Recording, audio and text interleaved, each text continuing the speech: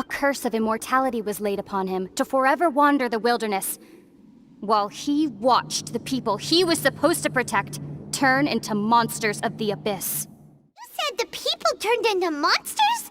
You're trying to tell Paimon that the Abyss Order is not only related to Khaenri'ah, but is actually the people of Khaenri'ah themselves?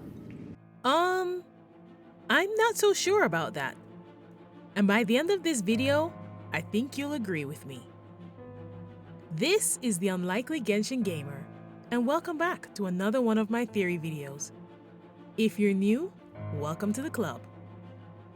Please know that going forward, the video will be riddled with spoilers for all the latest Archon quests up to version 3.5, including Khaenri'ah, and a good deal of the world quests in Sumeru as well. So, proceed at your own risk. Now, let's jump right in. So, what do I mean by saying that Lumine is wrong about the abyssal creatures being people of Khaenri'ah? Wouldn't she of all people know, you say? Well, whether she's doing it deliberately or is being deceived as I hypothesized in my Battle Pass theory video, I don't know yet. But there are too many clues pointing to the idea that the creatures of the Abyss, the Heralds, Lectors, and Abyss Mages, are not the people of Khaenri'ah at all. Instead, I think they're abyssal beasts who have taken on this cause as an excuse to fight against the Archons and humans in general. Now, before you click off thinking I'm crazy, let me introduce you to the first point where I started to wonder.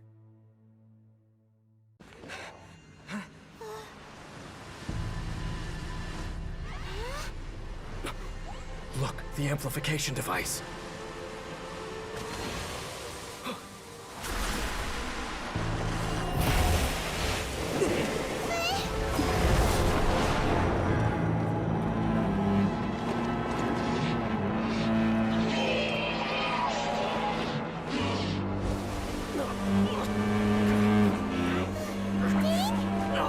Am I too late?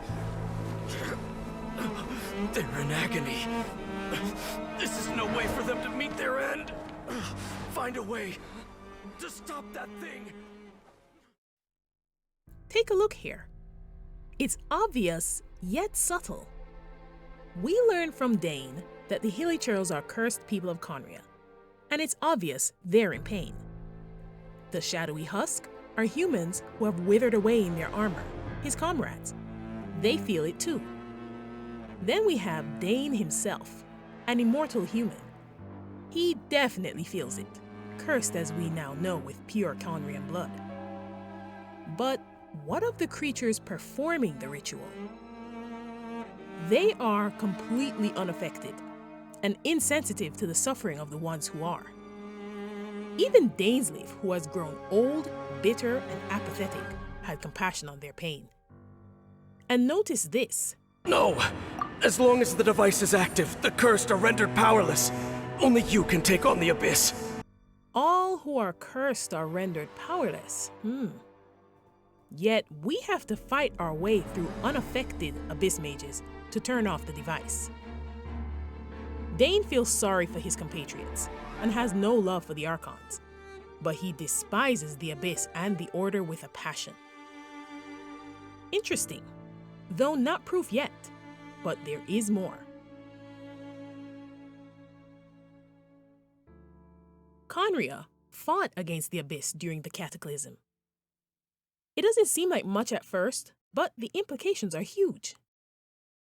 The Abyss, the chaos and destruction, the morass of inconceivable madness that encroaches upon the world's very foundations, as described by Dainslief, is the enemy of all of mankind.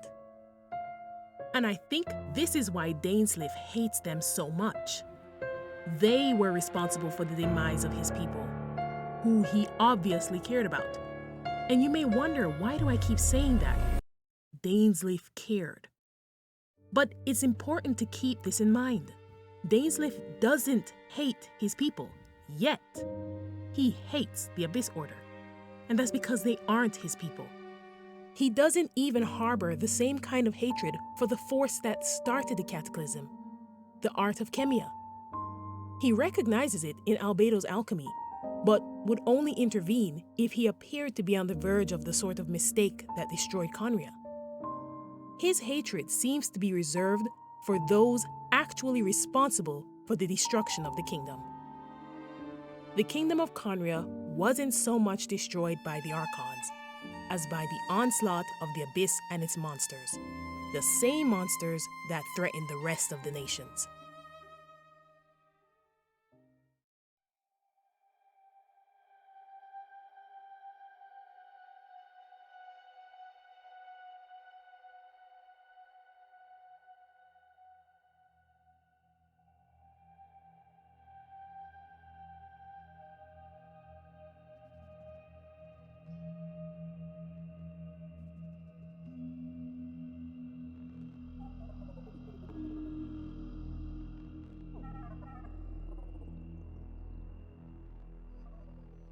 The Schwanritter Order of the Knights of Khaenri'ah under Marshal Regent and Fortis fought valiantly against the Beasts of the Abyss, trying to save their nation as well. But it appears the people and their offspring were unfairly, unanimously cursed for the actions of a few. Seemingly, the tragic return of corrupting files into the framework that is Irminsul again. The same type of corruption that thousands of years ago Deshret insisted to seek out, which caused the Elazar virus and widespread destruction in the desert. Lumine argues against the reasoning behind whether or not this is a so-called sin, but that's another topic altogether. This forbidden knowledge is the same force which the Primordial One has gone to great, devastating lengths to contain and repress every time it emerged. And so, as Clothar mostly explains to us, the parameters of the curse were: purebloods are cursed with immortality, seen as the greater sinners, and the immigrants were cursed with the wilderness, becoming grotesque hilly churls. This letter, found in the detached arm of one of the ruin golems in the desert, seems to describe the transformation. Incomplete medical records. Most of this text's contents have been burned, and the surviving contents make for difficult reading. The afflicted show symptoms, among others, of peeling skin and proliferation of hair, and worst of all, severe facial ulceration.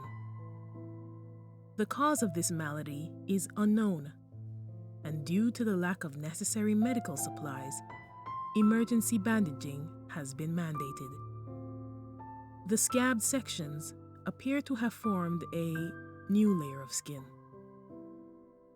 Many of the afflicted have begun to show signs of language impairment. It is presently unclear if this was caused by pharyngeal damage. The first cases are receiving centralized treatment according to orders from above. In most cases, rational capacity can no longer be clearly determined. After reading this, I can sympathize with Clothar's pain watching his son become this. But aside from this information about the curse, Clothar indirectly tells us that the Abyss creatures aren't former humans in another way. Through his fascination and admiration of the Cryo Abyss Herald when he first saw it. Arguably the first time he saw an Abyss creature at all. He saw this creature not as a cursed countryman, but as a glorious, perfect being. The idea of something like this being the product of a celestial curse would be preposterous to him.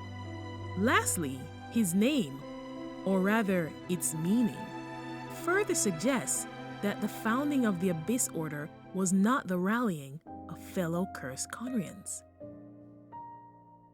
I'll also add that of the 5 Khaenri'ah peoples we have encountered thus far, it seems only the one touched by the Abyssal He was at all interested in aligning with the chaotic force that is the Abyss. Dainslief's hatred goes without saying by this point. Halfdan, when faced with a potential cure provided by the denizens of the Abyss, instead saved his actual people from the pain of the so-called cure one last time.